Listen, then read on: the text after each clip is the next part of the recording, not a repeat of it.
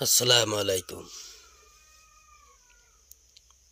আমরা সমাজে ভালো কাজগুলো করি, ইবাদত বন্দেগী, প্রার্থনা, নামাজ, রোজা, হজ, কোরবানি ইত্যাদি করি আমাদের নিজেদের ভালোর জন্য। আল্লাহ পাকের ইবাদত করি নিজের প্রয়োজনে। যতগুলো ইবাদতের কথা এবং ভালো কাজের কথা আল্লাহ পাক রব্বুল আলামিন বলেছেন, তার মধ্যে যাকাতও একটি গুরুত্বপূর্ণ বিষয়।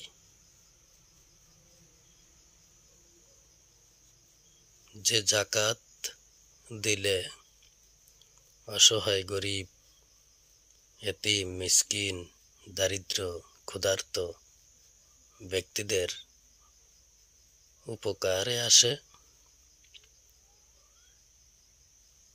তাদের অভাব থাকে না, মোটামুটি ভালোভাবে চলতে পারে। আমরা তার ধারের কাছেও যাই না, কারণ সেখানে যাকাত প্রদান করতে গেলে তো নিজের পকেট থেকে বা নিজের অর্থ থেকে টাকা দিতে হবে। কিন্তু দেখেন, নামাজ আদায় করি, রোজা থাকি,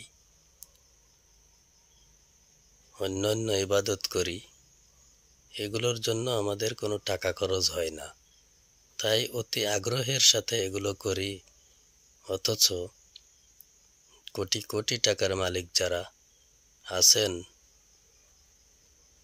তাদের যে যাকাত প্রদান করতে হবে সে বিষয়টি আমরা এড়িয়ে যাই। আল্লাহর নির্দেশিত যত